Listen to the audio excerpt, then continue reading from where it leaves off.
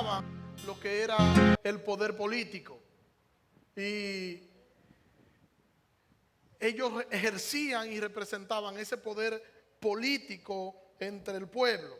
Los judíos veían lo que Jesús estaba enseñando. Jesús estaba enseñando una especie de contracultura. Y esa contracultura que Jesús estaba enseñando le molestaba a esos líderes religiosos que estaban marcados y estaban tendenciados hacia sus propios intereses. Y por eso ellos estaban rechazando las enseñanzas de Jesús.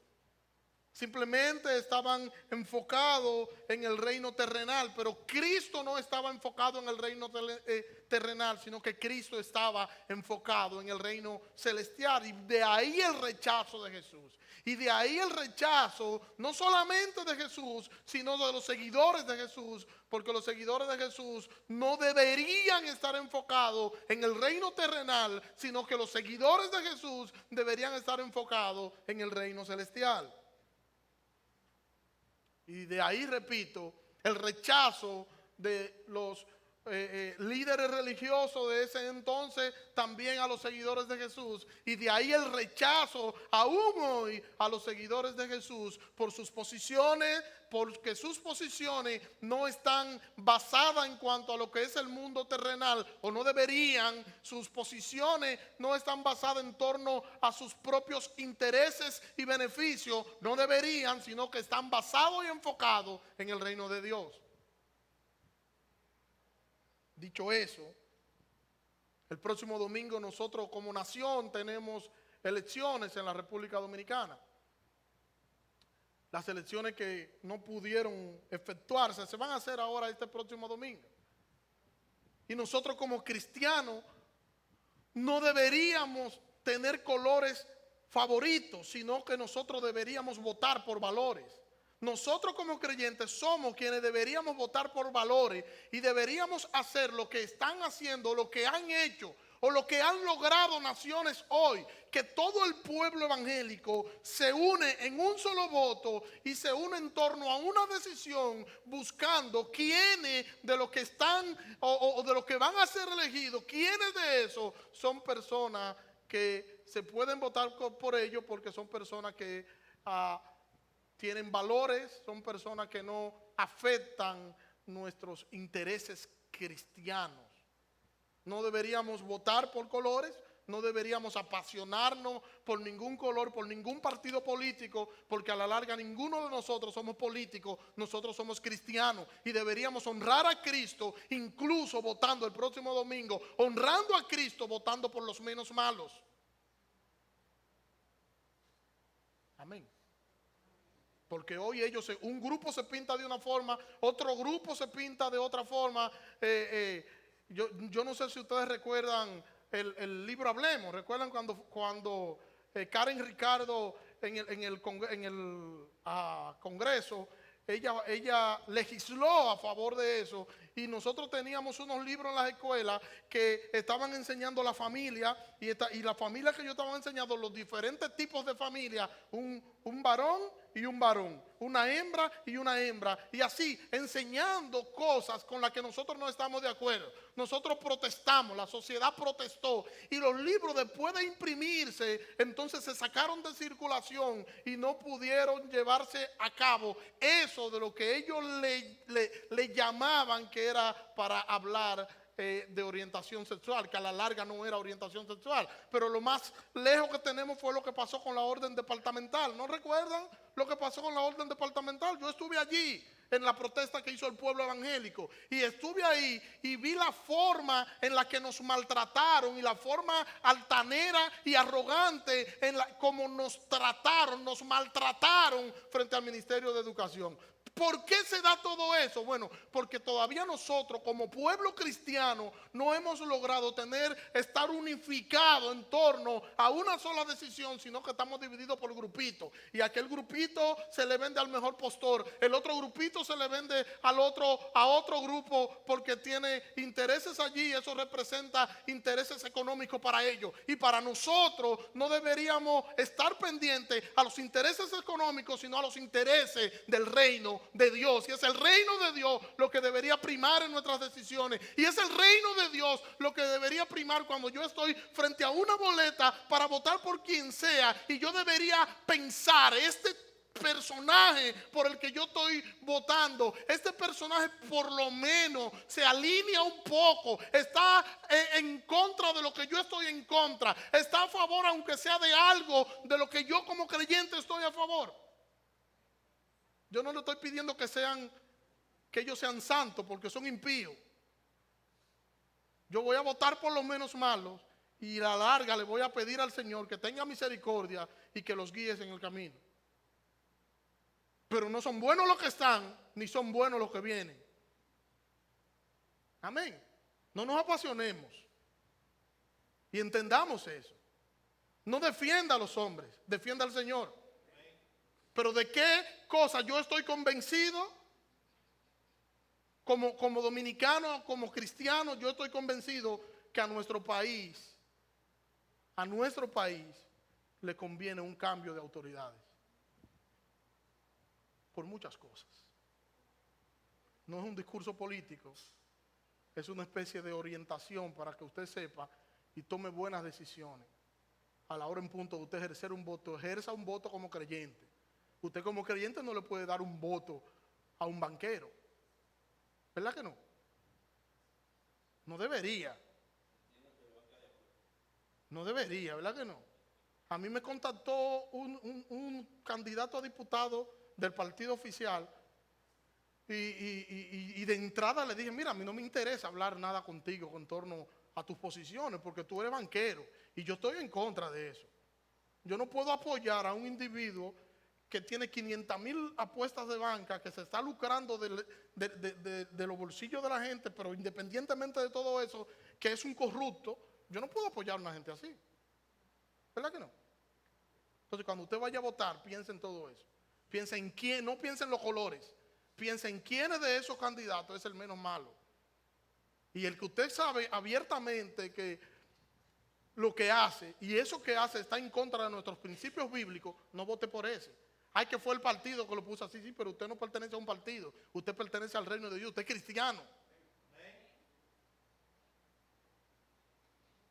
Juan capítulo 10, versículo 22.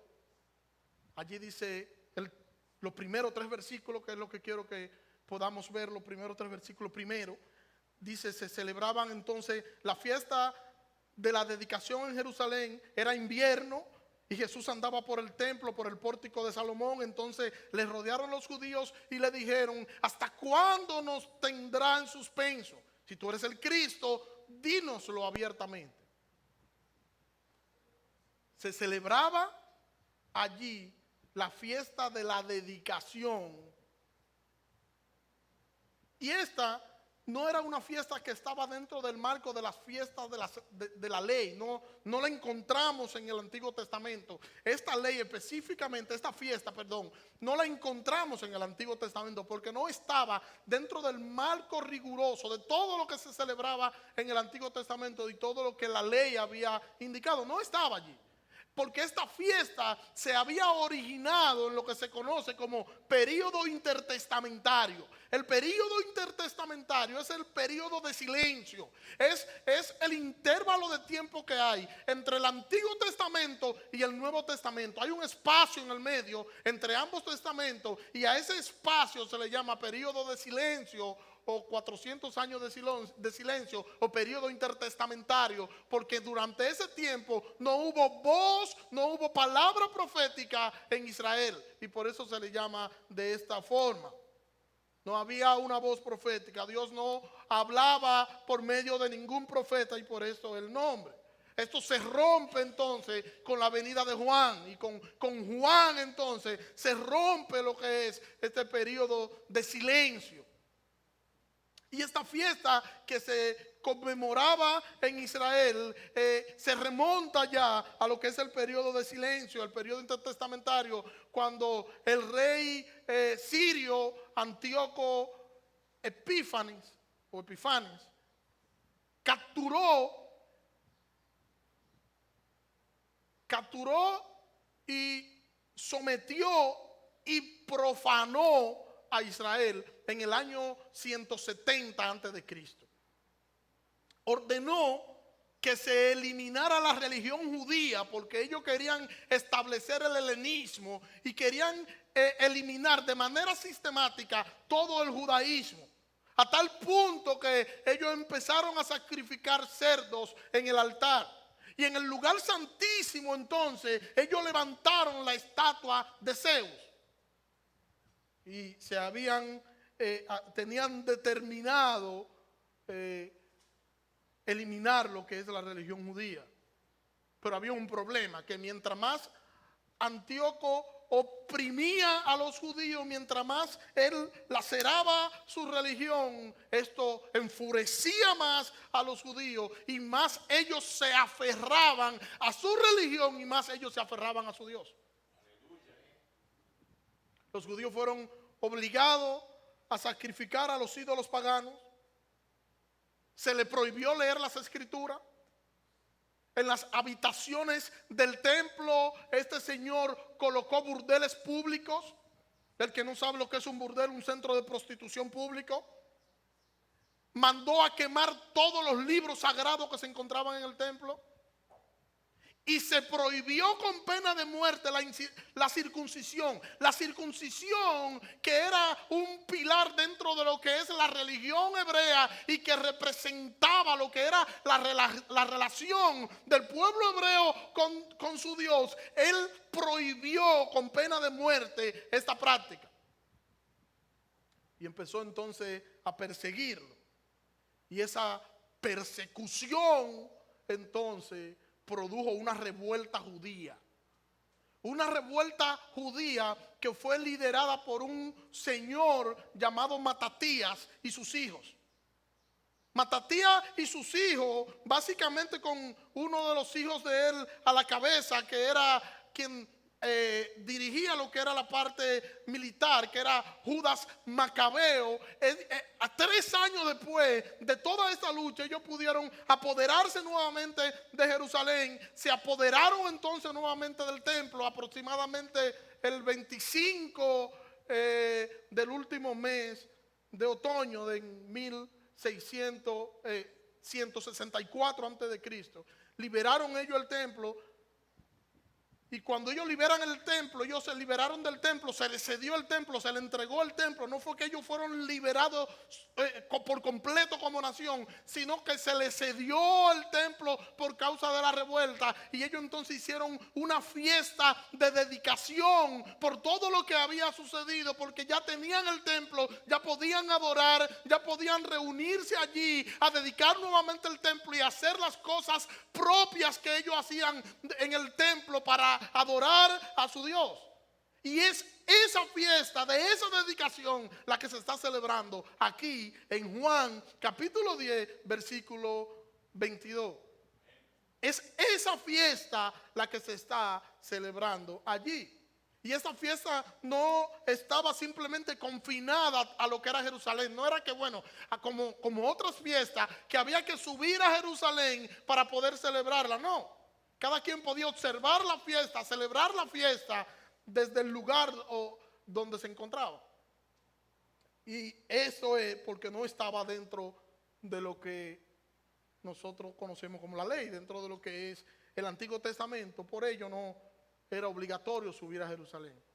El versículo 24 dice: entonces le rodearon los judíos y le dijeron: ¿hasta cuándo nos tendrá en suspenso? Si tú eres el Cristo, dísnoslo abiertamente. O sea, ellos están en el contexto de esta celebración. Y cuando Jesús llega allí, los judíos, y cuando está hablando aquí de los judíos, no se está refiriendo a todo el pueblo. Estamos hablando de los líderes religiosos que son hostiles a Jesús y que se sienten como que Jesús les está robando un espacio. Están viendo a Jesús como un rival y ellos quieren saber algo y le preguntan, porque ellos quieren saber si verdaderamente Jesús es el Mesías, pero ellos quieren que lo diga. Es una pregunta sumamente importante, y es una pregunta sumamente importante porque si Jesús es el Mesías de Dios, pues todo aquel que se va a acercar a Dios debe acercarse a través de su Mesías. Debe acercarse solo a través de Él. Pero mis queridos hermanos, a pesar de lo importante de la pregunta, la intención de ellos no era tener un conocimiento claro para entonces adorar a Jesús. No, no era nada de eso. Era tenderle una trampa. Es posible que los líderes religiosos estuvieran llenos de temores por todas las cosas que ellos estaban haciendo. Y es posible que ellos pudieran pensar que se podía armar una revuelta como se armó para liberar el templo en el contexto de la fiesta en la que ellos están. La verdad es que ellos estaban cansados de Jesús. Estaban cansados de él literalmente. Jesús se había convertido en una amenaza para ellos. Se había convertido Jesús en una amenaza para sus intereses. Y ellos estaban buscando la forma de cómo desacreditarlo.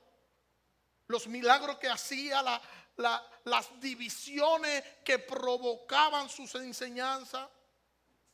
Esto lo había puesto en alerta a ellos y hacían que ellos se vieran en una posición difícil y que su posición político-religiosa estuviese en peligro. Ya Jesús en otra ocasión le había llamado hipócrita en público. En público. Y ellos habían quedado mal parados ante todas las enseñanzas que Jesús había enseñado, valga la redundancia. Y como si todo eso fuera poco, ya la gente estaba creyendo en Jesús. Y súmele a eso, que este carpintero estaba afirmando ser Dios. Y eso lo enfurecía. Esa supuesta blasfemia, según ellos blasfemia, supuesta blasfemia. Y ellos querían que él dijera abiertamente que él era el Mesías para ellos poder tener de qué acusarlo y para ellos poder intentar apresarlo. Mire la respuesta de Jesús, versículo 25. Jesús le contestó: os lo he dicho y no creéis. Las obras que yo hago en nombre de mi Padre, estas dan testimonio de mí, pero vosotros no creéis, porque no sois de mis ovejas. Mis ovejas oyen mi voz y yo las conozco, me siguen, yo les doy vida eterna y no perecerán jamás. Y nadie las arrebatará de mi mano. Mi Padre que me las ha dado es mayor que todos y nadie las puede arrebatar de las manos del Padre. Yo y el Padre una cosa somos. Los judíos volvieron a tomar piedra para apedrearlo. Jesús encendió su ira nuevamente porque Jesús fue al punto que ellos no querían escuchar. Pero yo pregunto, ¿no había dicho Jesús ya que Él era Dios? ¿Jesús no había afirmado ya que Él era Dios? Veamos. Juan capítulo 5, versículo 17 dice: pero Jesús respondió: mi Padre siempre trabaja y yo también trabajo. Entonces los líderes judíos se esforzaron aún más por encontrar una forma para matarlo, pues no solo violaba el día de descanso, sino que además decía que Dios era su Padre, con lo cual se hacía igual a Dios. No había dicho él que era Dios. Ellos lo entendieron en ese contexto y en otro contexto más. Mire cómo dice Juan capítulo 8, versículo 12. Jesús habló una vez más al pueblo y dijo: yo soy la luz del mundo, si ustedes me siguen no tendrán que andar en oscuridad, porque tendrán la luz que lleva a la vida. Versículo 23, Jesús continuó diciendo: ustedes son de abajo, yo soy de arriba.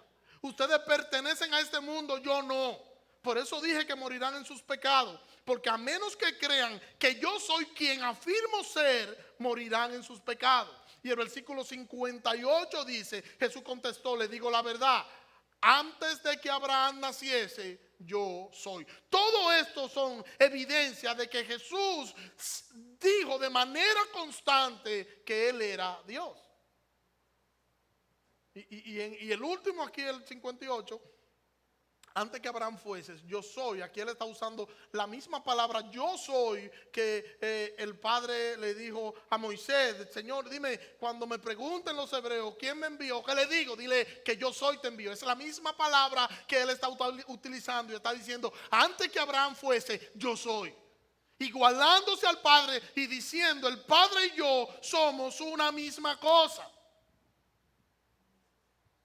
Y le dice: a menos que crean que yo soy quien afirmo ser, ustedes morirán en sus pecados. A menos que ustedes crean eso, ustedes van a morir en sus pecados. Los últimos 3 años de su ministerio, Jesús la pasó diciendo ser el enviado de Dios. Jesús la pasó diciéndolo de manera constante y de manera recurrente, que él era el enviado de Dios y que había venido a salvar a su pueblo. Pero ellos no quisieron escucharlo. Su terquedad, su corazón necio, su corazón perverso, ellos no quisieron escucharlo. Y las obras que Jesús hacía, las mismas obras, hablaban de la deidad de Jesús. Mira el versículo 26. Pero vosotros no creéis. ¿Por qué no creemos, Jesús? Porque no son de mis ovejas. Porque mis ovejas oyen mi voz. Porque a mis ovejas yo las conozco. Y mis ovejas me siguen. Es el versículo 27. Y como me siguen, oyen mi voz, yo la conozco, ellas me siguen, yo le doy vida eterna y no perecerán jamás y nadie las arrebatará de mi mano. Jesús le está diciendo a ellos: ustedes no creen porque ustedes no son de mis ovejas. Porque mis ovejas escuchan mi voz. Y cuando escuchan mi voz me siguen. Recuerden que en un momento hablábamos del redil común que había, que los pastores salían a pastar, contrataban a un pastor para que sea portero, y en la noche entonces todos llevaban a ese redil común, llevaban las ovejas. Y cuando a la mañana siguiente llegaban los pastores, cada pastor llamaba o silbaba a sus ovejas, y las ovejas escuchaban la voz de su pastor, y entre todos se iban, cada cual se iba exactamente donde su pastor. Y eso es lo que Jesús le está diciendo. Ustedes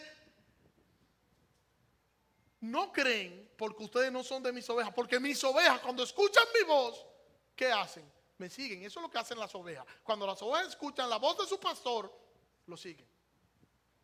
Y estos hombres eran ciegos espirituales y no podían ver la luz que estaba ante sus ojos. Mis ovejas oyen mi voz, dice Cristo. Los elegidos entenderán el llamado de Cristo para salvación. Nosotros podemos ver este texto que nos está presentando la seguridad de la salvación. Mis ovejas oyen mi voz, el versículo 27, y yo las conozco y me siguen. Estas son las cualidades que Jesús está presentándole aquí a estos líderes religiosos, las cualidades de las ovejas de Cristo. Oyen su voz, Él las conoce y ellas le siguen. Oyen la voz de Cristo, Él conoce sus ovejas y ella le sigue. El que escucha la voz de Cristo es aquel que escucha su palabra y luego la pone en práctica.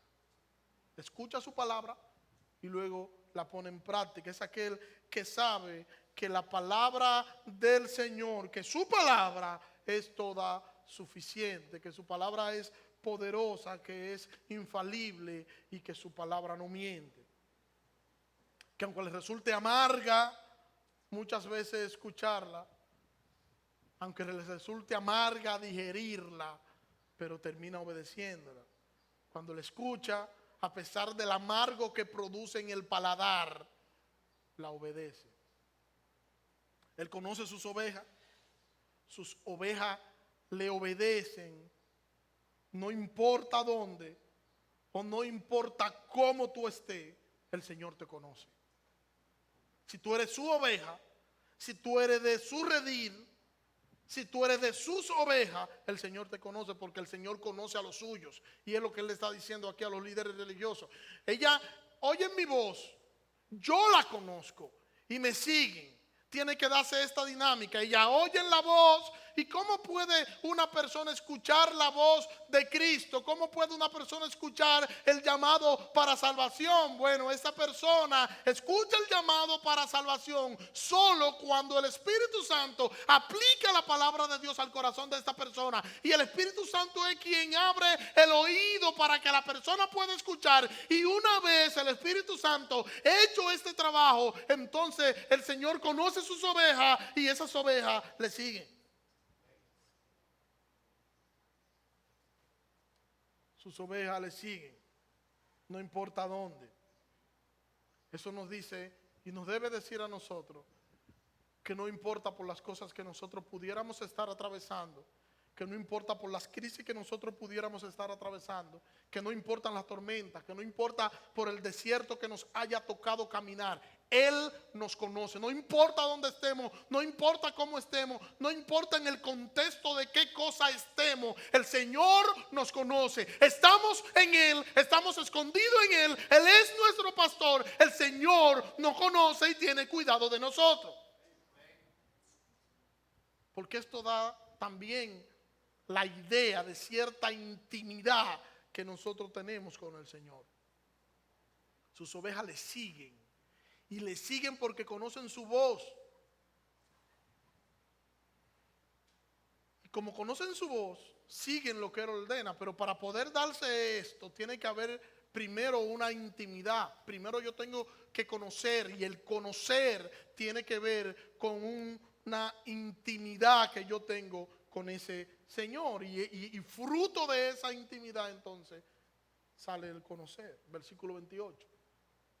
Yo les doy vida eterna y no perecerán jamás y nadie las arrebatará de mi mano. Mi Padre que me la ha dado, o mi Padre que me la dio, es mayor que todos. Y nadie las arrebatará de la mano de mi Padre.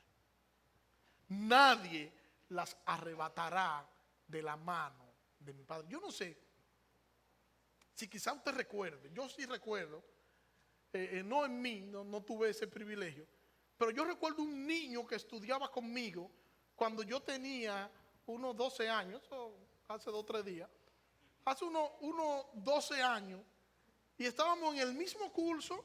Yo recuerdo que nosotros le decíamos el enano a él, porque a pesar de tener la misma edad de todos los que estábamos ahí, o de la mayoría, él era mucho más pequeño de estatura, y le decían todo. Uno sabe que en la escuela siempre uno... era común, o todavía es común el hecho de poner sobrenombre. Y le decíamos el enano. Y él no peleaba con nadie porque su tamaño ligado con la cobardía no le ayudaba mucho. Pero yo recuerdo un día que hubo un niño que lo empujó y él se dio un golpe en la cabeza. Y cuando mandaron a buscar a su papá al otro día y al papá del otro niño, cuando el pequeño, el enano, vio que su papá estaba ahí, se le paró enfrente al otro y lo empujó. Y le dijo: ¿qué es lo que tú quieres? Pero nadie había visto él, lo había visto él ni con intención de pelear. Pero su papá estaba ahí y él se sentía seguro. Él sabía que por lo menos su papá lo iba a desapartar. Él estaba seguro, su papá estaba ahí. Después nos confesó a nosotros, muchos años después que nos reunimos, y él dijo que él tenía más susto que coraje, y que lo hizo para que su papá vea que él era guapo. Él dijo: mi papá, yo sabía que mi papá no me iba a dejar pelear.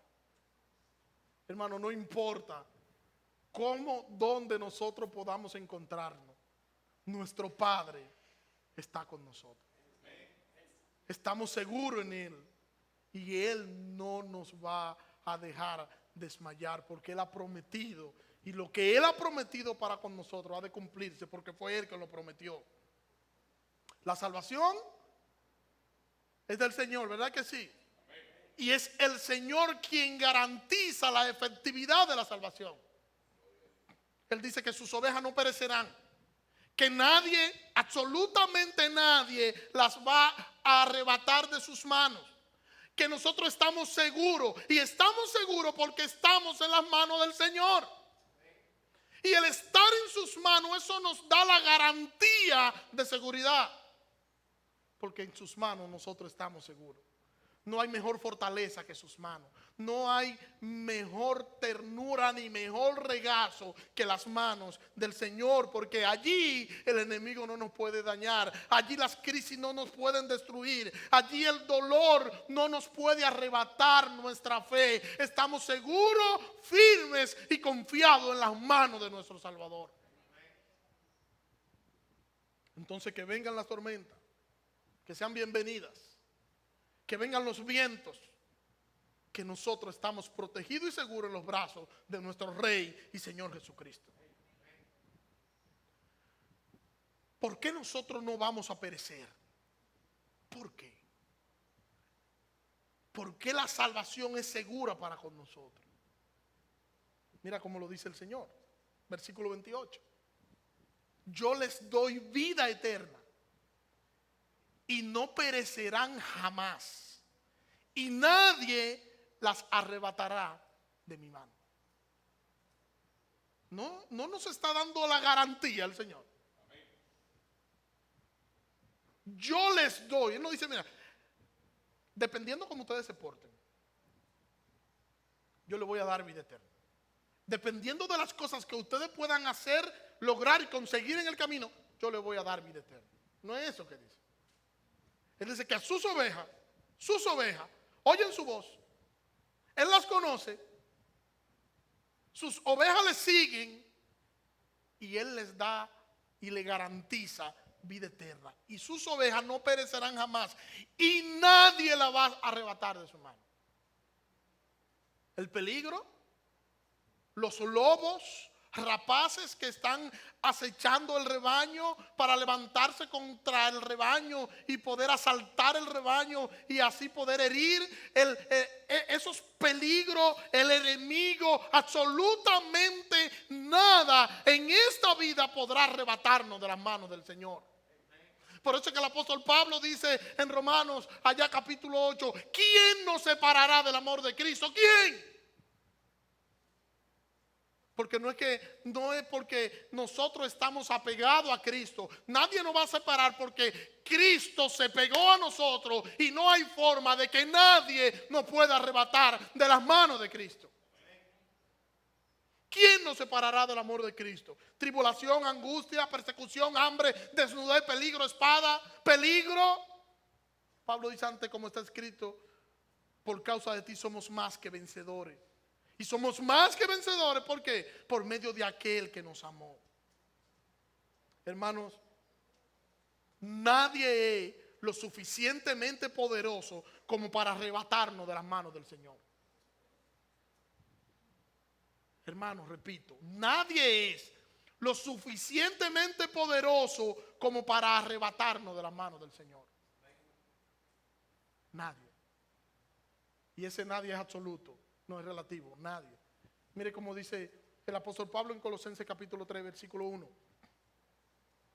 Siendo pues que habéis resucitado con Cristo, busca las cosas de arriba, donde Cristo está sentado a la diestra de Dios. Ocupad la mente en las cosas de arriba, no en la de la tierra. Porque habéis muerto y vuestra vida está escondida con Cristo en Dios. Y cuando se manifieste Cristo, vuestra vida entonces también vosotros seréis manifestados con Él en gloria. Pero ¿dónde está nuestra vida escondida?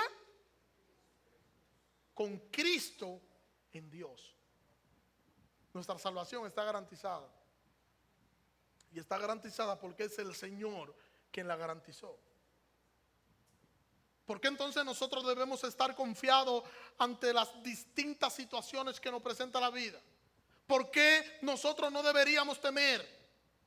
¿Por qué ni siquiera Satanás puede tocarnos? Porque nuestra vida está escondida con Cristo en Dios.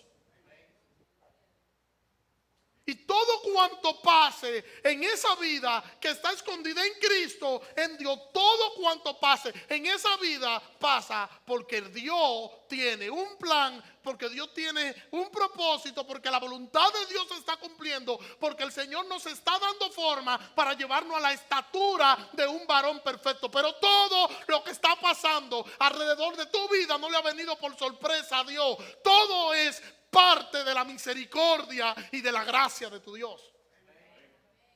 Todo. Porque nuestras vidas está escondida con Cristo en Dios. Y si mi vida está escondida con Cristo en Dios, ¿qué puede pasar allí que le sea ajeno a Él? ¿Qué? Absolutamente nada. Nadie podrá arrebatarnos de las manos del Señor. Nadie, absolutamente nadie. Mire cómo dice Juan capítulo 6, versículo 39. Y la voluntad de Dios es que yo no pierda ni uno solo de lo que Él me dio, sino es que lo resucite en el día final. Pues la voluntad de mi Padre es que todos los que vean a su Hijo y crean en Él tengan vida eterna. Y la parte final de ese versículo dice, y yo los resucitaré en el día final. Eso es lo que el Padre quiere, dice Cristo. Que todo lo que Él me dio, yo no pierda nada. El que cree en el Hijo, que yo no pierda nada y que yo lo resucite en el día final. Y en el día final, entonces, disfrutaremos del gozo eterno que es nuestro Señor y Salvador Jesucristo. Todo el que cree en el Hijo tiene vida eterna. Y Él promete perseverarlo hasta el fin. No dije que bueno, que el Hijo de Dios quizás si persevera, no. El Hijo de Dios, el que es creyente genuino, el que ha venido a Cristo en arrepentimiento y fe, el Señor lo va a preservar hasta el fin. Lo que es de Cristo no se va a perder. Y no se va a perder porque lo que es de Cristo es fuerte, no se va a perder porque ya Él ha dado la garantía para que así sea. No se va a perder porque Él ha provisto los medios para que así sea. Hay gente que dice, y nos dicen, y nos han dicho en algunas ocasiones, ustedes no deberían enseñar eso.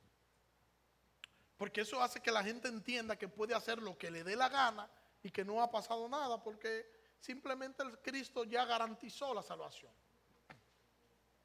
Simplemente el que hace eso no ha conocido a Cristo. El que conoce a Cristo en verdad, contempla esta verdad y esa verdad, en vez de darle un pasaporte para pecar de manera deliberada, esa verdad lo que termina es humillándolo y apegándose más a su Salvador. Eso, el que toma eso como excusa para pecar, que se arrepienta de nuevo. Amén. Que se arrepienta de nuevo, ¿por qué? Porque no conoce al Señor. Y el hecho de que yo entienda que la palabra de Dios pueda ser mal interpretada, eso no me da el derecho a mí a yo poder tergiversarla o a yo omitirla, porque yo debo dar todo el consejo de Dios. Y todo el consejo de Dios es toda su palabra. Yo no puedo omitirla porque yo entienda, pero yo no puedo decir eso porque es posible que Abraham me malinterprete. No, Abraham, lo siento por usted, pero yo voy a decir la palabra de Dios tal cual en su contexto. Voy a tratar de ser fiel a ella y voy a decir lo que yo entiendo que la palabra de Dios dice. Abraham, que se someta a la palabra de Dios. Usted sométase a la palabra de Dios y deje de estar buscando excusas y deje de querer buscar excusa para cometer tal o cual pecado. Los judíos se enojaron nuevamente contra el Señor. El versículo 30 y 31 dicen, Jesús dice, el Padre y yo somos uno. Y entonces esto provoca que la gente de nuevo vuelva a tomar piedra para apedrearlo. Él dice, el Padre y yo somos uno. Ellos están entendiendo, los líderes religiosos que están ahí, están entendiendo lo que Jesús está diciendo. El Padre y yo somos uno.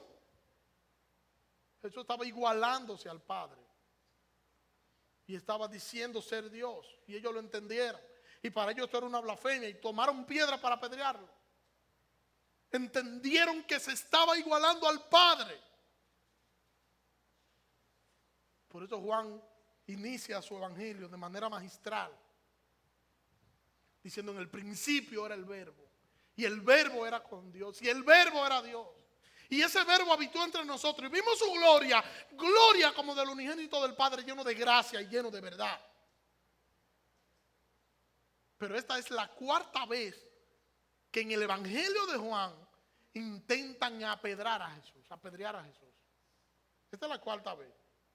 Estaban listos para lanzar piedra contra él, fruto de su enojo, y querían hacer ¿qué? Darle flores. No, nada más y nada menos que matarlo. Y no prohibía el Antiguo Testamento el asesinato. Ellos simplemente estaban alegando que él estaba igualándose a Dios. Ellos querían escuchar que él diga eso, pero a su vez ellos no querían escucharlo y estaban negando la afirmación suya. Su corazón necio y pecaminoso no le dejaba ver la realidad de Jesús. La luz estaba frente a ellos, pero ellos no podían ver la luz del Señor. Versículo 32. Jesús les respondió: muchas buenas obras os he mostrado de parte del Padre.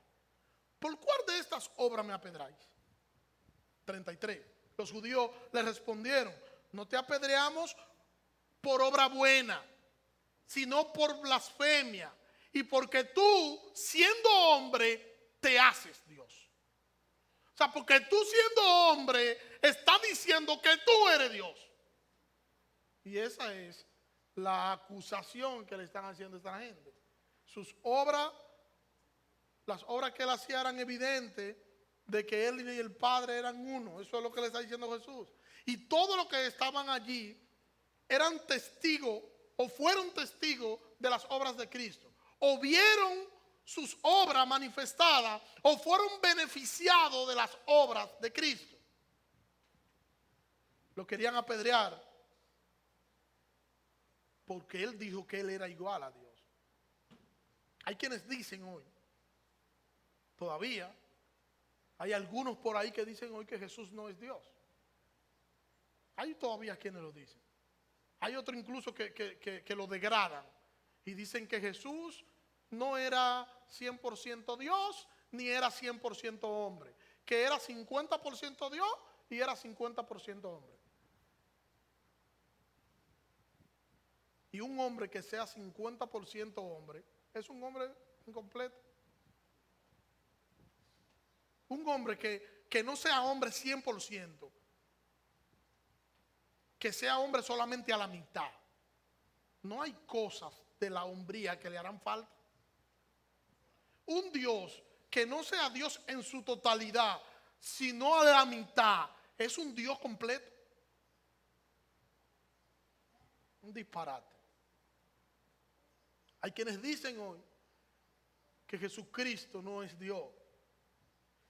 Y estos judíos, estos líderes religiosos enfurecidos, entendieron que eso era lo que Jesús estaba diciendo, que Él era Dios.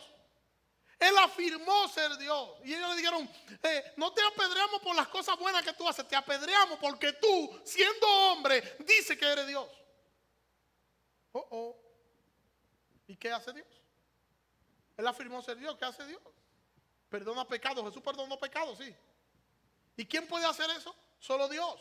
Porque el pecado es una transgresión ¿contra quién? ¿Contra el hombre? No, contra Dios. Y si es una transgresión contra Dios, es Dios quien debe perdonar el pecado. Y Cristo perdonó pecado demostrando que Él es Dios y que Él vino a perdonar y a salvar al pecador. Fue eso lo que Jesús hizo. Y es eso lo que aún Jesús hace hoy. Perdonar a los pecadores. Darle vida eterna a los pecadores. Por eso aún hoy las palabras de Jesús siguen provocando enojo. Aún hoy la palabra de Jesús siguen provocando ira. Porque la palabra de Jesús confrontan al hombre. La palabra de Jesús le hacen ver al hombre su condición pecaminosa. Y el hombre comprende que se le está diciendo que es un pecador perdido. Que no hay nada bueno en él. Que no hay nada atractivo en él.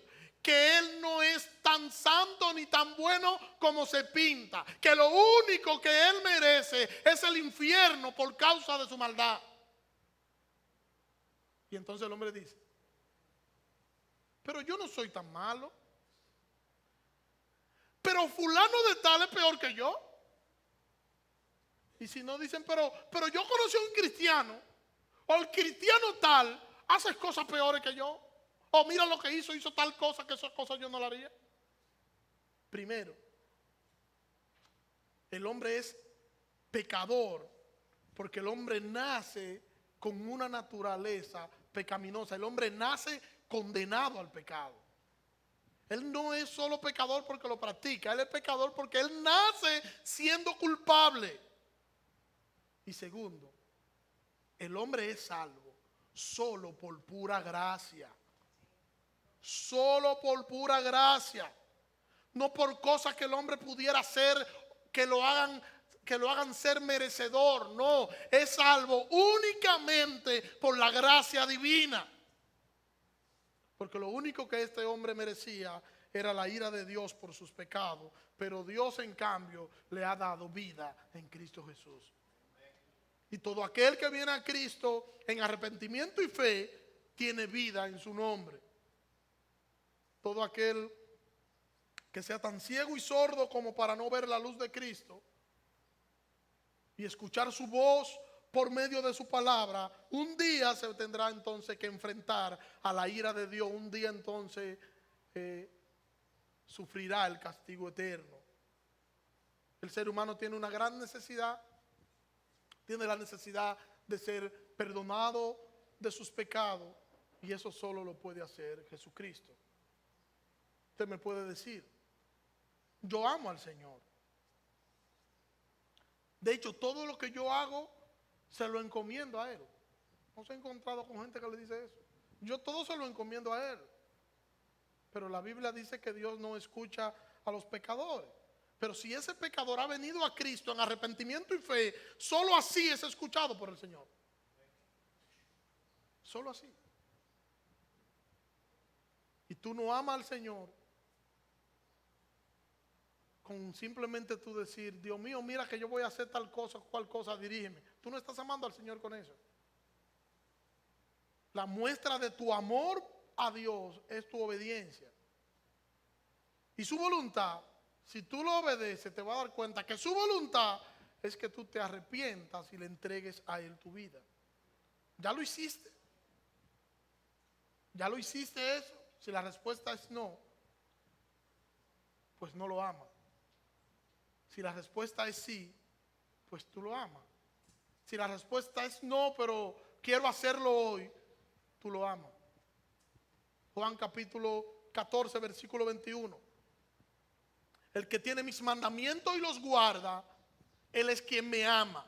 Y el que me ama será amado por mi Padre. Y yo lo amaré y me manifestaré a él.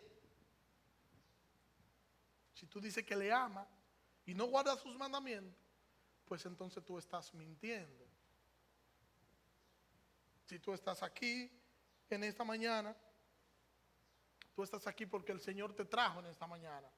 Y te trajo para que tú pudieras escuchar su palabra y para que tú pudieras entender en esta mañana que tú eres un pecador necesitado del perdón y de la misericordia de nuestro Salvador. Que tú necesitas acercarte a Jesucristo en arrepentimiento y fe.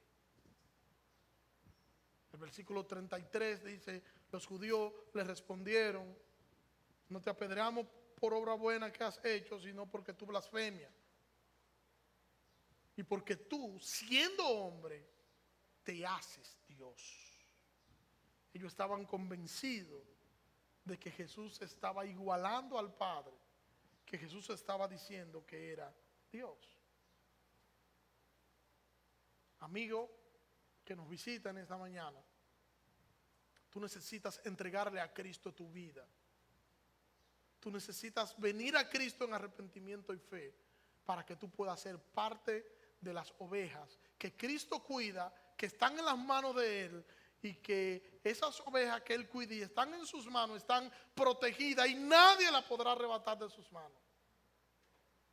Y Cristo te garantiza la vida eterna. Y nosotros, hermanos, debemos estar fortalecidos y debemos estar confiados a pesar de todas las cosas que nosotros podamos ver en medio de nuestro mundo, en medio de este mundo pecaminoso, todo lo que podamos ver, no importa el nombre que tenga, las crisis, las tormentas, los dolores que podamos experimentar, los momentos difíciles que podamos estar atravesando, siempre debemos tener pendiente que nosotros estamos escondidos en Cristo, en Dios. Y si estamos escondidos en Cristo, nosotros estamos seguros. Hermano, nosotros estamos seguros. Estamos seguros a pesar de las enfermedades. Estamos seguros en el Señor. Estamos seguros en el Señor a pesar de las crisis. Estamos seguros en el Señor. No importa cuando el mundo esté alarmado, cuando el mundo esté alarmado, aún como lo está hoy por causa del coronavirus. No importa. Nosotros estamos seguros porque nosotros estamos escondidos en el Señor y Él tiene cuidado de nosotros. No va a pasar nada a menos que Él lo permita. Y Él es nuestro Dios amoroso, quien nos ama, nos cuida y nos da pasto firme y seguro. Él es nuestro Dios, Él es nuestro Señor, Él es nuestro fiel y amado Dios y estamos seguros en sus manos. Estamos seguros en Él, hermano. Es el Señor nuestro pastor y nada nos faltará. Estamos seguros en Él. Levantémonos en esta mañana y levantemos nuestra frente en alto, erguido, sabiendo que Cristo es nuestro sustento. Cristo es nuestra esperanza. Cristo es nuestro escudo. Cristo es nuestro poderoso gigante. Es el Señor. Y en Él está nuestra esperanza, y en Él están nuestras fuerzas, y en Él están nuestras capacidades. Es el Señor, no somos nosotros. Y nosotros no podemos pensar ni reaccionar igual que como reacciona el mundo. No debemos, porque nuestra vida está escondida en Cristo. Nosotros estamos escondidos en Cristo para la gloria de Dios. Oremos. Señor, gracias. Gracias te damos en esta mañana, Señor. Gracias porque podemos disfrutar tu palabra, Señor. Disfrutar tu palabra, Señor, y aplicar lo que ella nos enseña, Señor, sobre tu providencia, Señor, sobre la seguridad de la salvación, Señor, y sobre el cuidado que tú tienes para con cada uno de nosotros. Ayúdanos a descansar, Señor, en tus promesas. Ayúdanos a descansar en ti, Señor. Ayúdanos, Señor, a ver la vida desde la óptica de tu palabra, Señor. Y que nosotros podamos entender que todo cuanto nosotros vayamos a decidir y hacer debe girar en torno a la gloria de tu nombre. Y perdónanos, Señor. Perdónanos, Señor, si nos hemos dejado arrastrar, Señor, de las preocupaciones del mundo. Y no nos hemos detenido, Señor, a ver que estamos escondidos en ti. Y que nosotros dependemos de ti. Que tú eres nuestro seguro refugio. Que tú eres nuestro dulce refugio. Que tú eres nuestra dulce esperanza. En el nombre de